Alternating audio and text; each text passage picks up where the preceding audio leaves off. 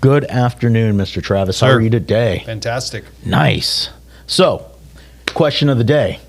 I'm an agent, and I want to grow my business. Wherever it is, just getting started, I'm doing fabulous, and everywhere in between. But it's time to create growth in the business, so let's have a conversation about some of the things that agents can do to develop that growth. If they're not already doing it.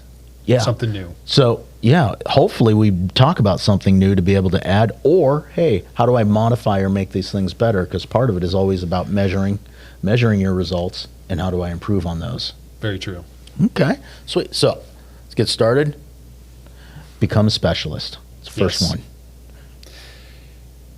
You know, I don't think people pay enough attention to that. I hear that so much when we have like top producer panels and things or webinars, and people talk about the importance of, well, you might be a crossover here on something else we have, which you have on here, stay up on the market. Kind of a crossover. Maybe you better define to be the specialist. Well, no, for me, being a specialist, I guess when I wrote that down as far as a talking point, I look at it from the perspective of, too often I hear we're going into a listing appointment and who else are they interviewing? A lot of times when you get into certain communities, they're interviewing this top agent, this top agent, and this top agent. And whether, who has more business or who has more market share in there is irrelevant. What is relevant is these 3 agents or 4 agents have marketed themselves as the specialist or in that particular community and have done that over and over and over again, time after time after time, and that's one of the things that they bring as value to the to that particular seller. And even if they're representing buyers in that area, same thing. It's anybody can put somebody in the car. Anybody can drive to a particular property or a particular neighborhood. Anybody can put the for sale sign up, put that house as active, just listed, whatever the case may be. But what value can that agent bring, or what knowledge can that agent bring to the community or to the people that don't know about that area to help sell that particular home? Yeah, so this kind of goes along the same line that I was thinking before I got a little distracted there. I mean, people do care about that. Like, people know their neighborhoods inside and out. Right. And when you show them that you understand that, or if you can even bring something else to them that they were unaware of, it creates a pretty quick bond with people. Absolutely. And might give you the heads up over other people. Right. So knowing what's going on, knowing things about the neighborhood, knowing the history of the neighborhood, knowing the activity in the neighborhood, knowing the people in the neighborhood. Right. Of course, be careful. You don't want to spread too much about what you know. I'm trying to think. Did I actually step into that one time? No, or did I see someone step into it? But people don't want you talking about them to other people. So Right. get the knowledge, but be careful with it. Knowing the right people. Yeah. We live in a community. We're HOA friendly around here. Pretty much every community in our area has an HOA. Knowing the HOA presidents, knowing the people that are behind the scenes in these HOAs, and more importantly, who's coming out to do the inspections on the HOAs, their tendencies, what they're going to find, and things like that. How often have we seen a transaction get held up because all of this, nobody knew about this going into it, yet you've got the area specialist who happens to know who the HOA person that's going to come out. Hey, I think there's a problem with this. Could you take a look at it? And they take a look at it and give you a heads up of, oh yeah, that's a problem, or oh no, that's fine. Or having them dive into the computer real quick to say, oh yeah, we're good with this or not good with that. All of these things add up to time saved. Yes. And taking care of solving those problems before they become problems. Yeah, it's kind of like, oh boy, now I'm going to forget, Almost Famous, the movie. And they're going along, and finally this guy comes in to pitch him like, hey, you need help. Like, I don't need to be your manager, but your manager needs a manager. Right. And they're like, oh no, we're good. And he's like, really? He goes, do you know how to, play at such a place and not get charged for being on the ice there, or whatever the different things were? And he made all these examples of him being a specialist. Right. And he knows these things in advance, so that at minimum it's a smooth road, if not saving you time, money, effort, and everything else. Correct. By doing that. And what was the other example I was thinking? Yeah, I mean, if you pitch that as, hey, do you know who does all the termite work in here? because it's kind of dictated by the homeowners association. Exactly. Do you know that you need an inspection in here? Do you know how to facilitate that and get it done quickly? Yeah, I mean, those would be awesome selling points. Correct. And sometimes, here's a fun fact. Everything you read on the internet is not right. Yeah. So too often people think, oh, I can be a specialist. It'll take me 15 minutes or 20 minutes to learn this. I can just go on the internet and figure it out. And here's the problem. Sometimes what they're reading isn't right or isn't true, and they don't even know that because they're really not the specialist. I was reading a update from an agent the other day who put in a property here in the community of Woodbridge, and they were talking about the lakes. And they went on, I know exactly where they went, and they went on the internet and they pulled this fun fact about the lakes in Woodbridge. They're open for swimming to the community. Ooh. Okay. No, they're not. I know that. Right?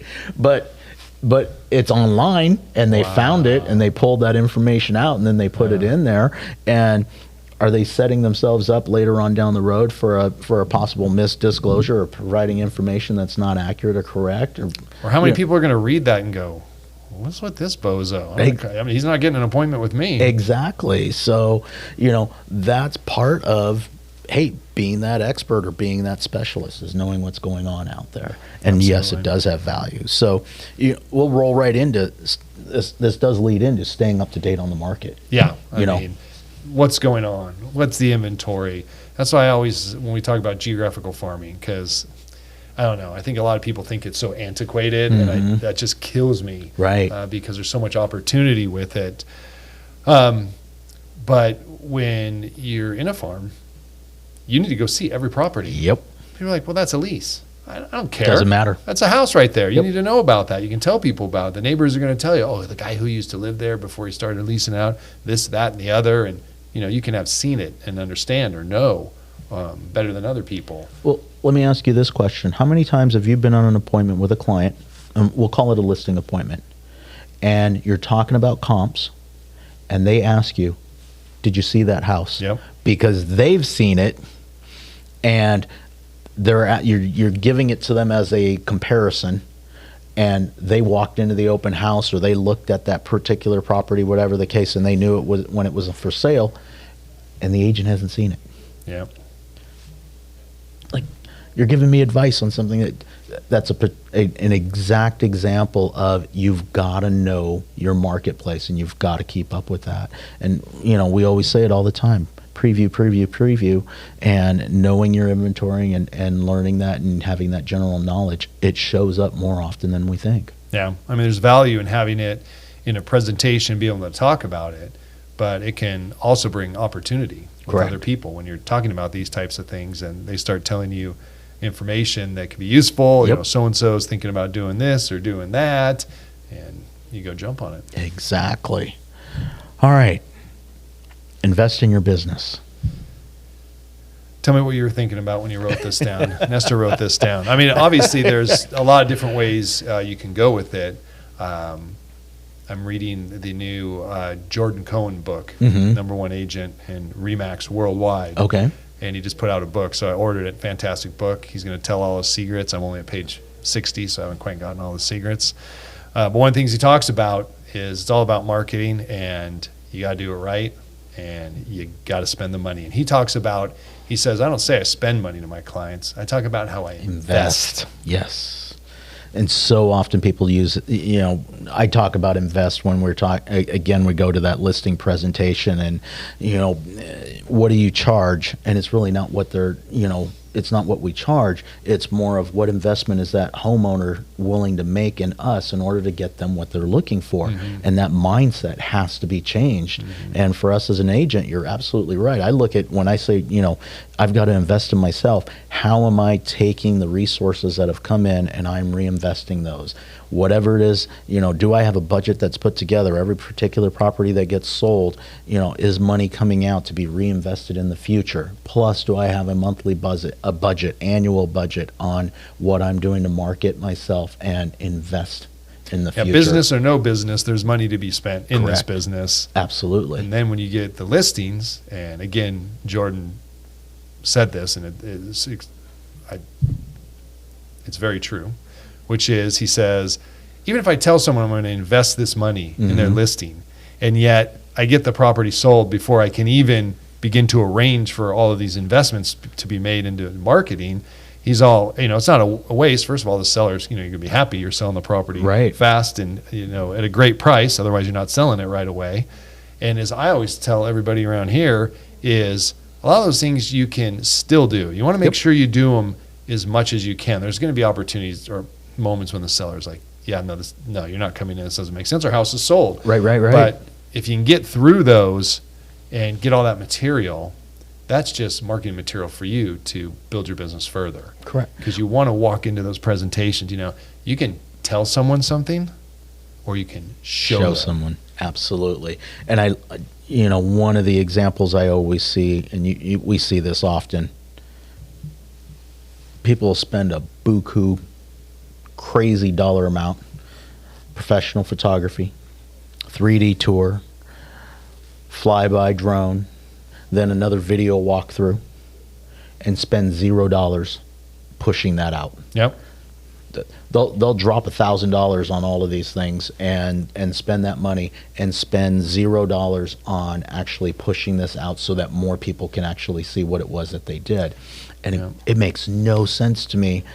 If you're going to spend that kind of time, energy, and effort and money to create something that nice, you also have to have something in line and have that budget in line to invest in making sure that the world sees it. Yeah. Well, also, it's dual purposed. So if you sell a house, you're like, all right, it did great, and you just put it aside and you walk into your listing presentations and you're like, here's what I do for my clients. We're going to get you a Matterport. It's really cool, and we're going to do this and that. And you have it sitting right here, and you're not displaying it in front of your new potential clients, you're missing a huge opportunity. Absolutely. All right. Use social media effectively. Okay, I get use social media. Effectively, I need help with. So, first of all, kudos to everyone in that, that is using social media. That is important. Using social media effectively. And what I meant by effectively is, first of all, being on it on a regular basis. And effectively for me is really more, how do people engage? Too often, in a nutshell, the biggest problem I see with social media is everybody throws everything on the social media.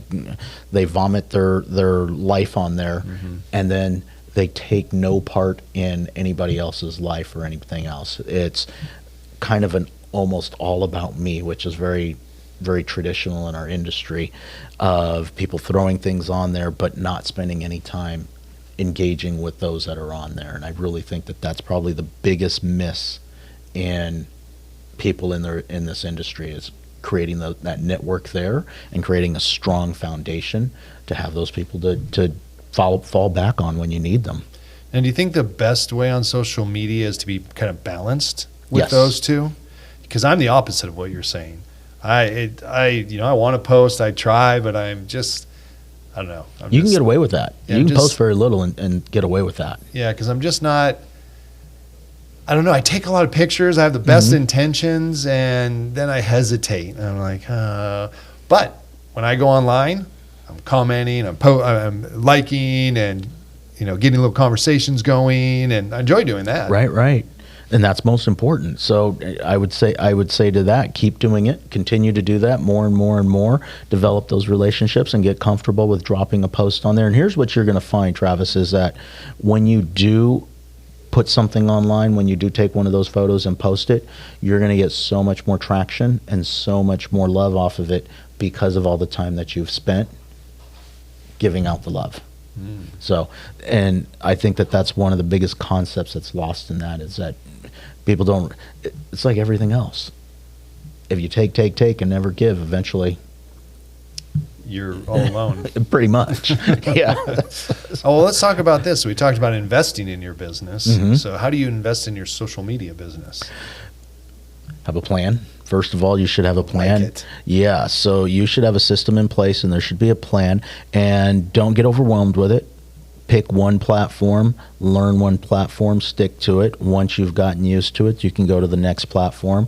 But it's my calendar of when I'm going to post. I think too often people get too caught up in, I don't know what to post and I don't know when to post.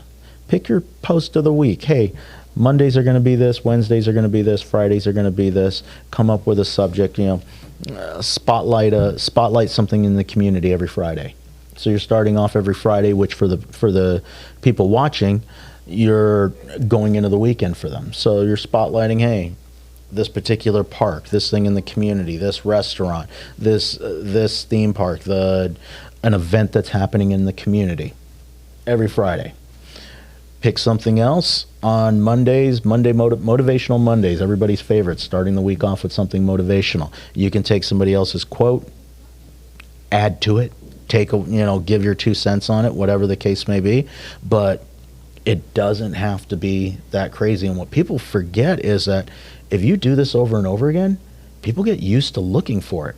And here's what gets weird. If you keep doing this, you miss a week and you'll get messages. Hey, what happened? Where you at? Happen. Yeah. Is everything I was like, I'm okay? sorry, I don't have any more content. Right. Is everything okay? Are you okay? That's a compliment. That means people are paying attention to what's going on and people are watching what's happening, and you've created a routine for them. They get online and you'd be surprised how many, you probably don't pay attention to it, but you'd be surprised how much of a routine you're in when you go online and you start to look for certain people because they're doing certain things, and I want to keep up on what's happening over there. That's powerful. So those are my thoughts. We talked about it a little bit before, build a strong network. I think that all of these things are part of that, is creating that network of the right people. And that's anything from service providers to, who's your lender, who's your title, who's your escrow, who are the people that are on your team, who's helping you with whatever it may be, social media, to your inspectors and things like that, as well as your fellow agents, your brokerage, et cetera, making sure that that's a strong network all the way through. Yeah. I think being on the phone is so important. Let's say being in contact.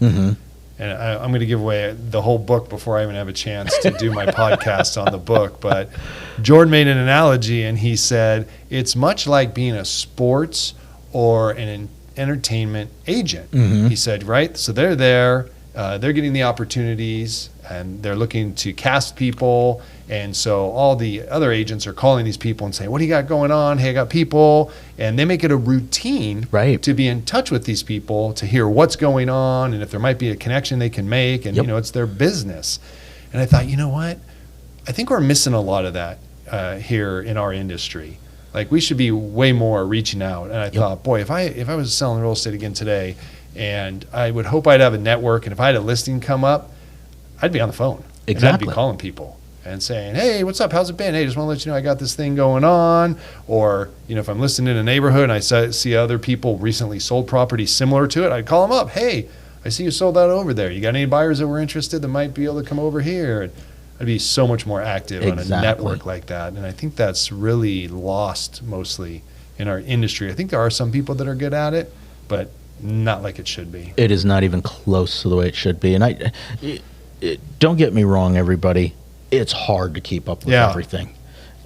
One of the things that I feel that has changed in our industry is we are flooded with information, opportunities, possibilities, and so much of, do I do this, do I do that, and this next silver bullet comes up, and then boom, next thing you know, you're on a So it makes it so hard to stay on track. Right. Because it's like, okay, I got these great things going on. What about this? Hey, look over here. Look at all these shiny objects. It's like, man, you got to flush those out. And it's so hard. It is difficult. But again, that goes back to making sure you've got everything mapped out. You've got your systems, looking at the systems, doing those things, and making those adjustments. Hey, this part is not working any longer. How do I take this out and implement something new in there? So anyway, what was our topic? Building your business. Growing your business. It was growing your business and opportunities for agents and how they can grow the business. So hopefully this was helpful. I don't know if you had anything you wanted to add to this. I don't think so. I think I'm excited did it to hear pretty well. I'm going to have to look this book up, and this is the first I'm hearing of it. So it literally just came out on like the 6th or something. Okay. All right. I'm going to have to look it up and see if I can't get to read. I'll catch up to you. All right. Like and subscribe, please. Drop us a topic. That would be great. And like and subscribe. And I think ring the bell. Yeah, click on the bell. Is it click on the bell? Thank you, All guys. right.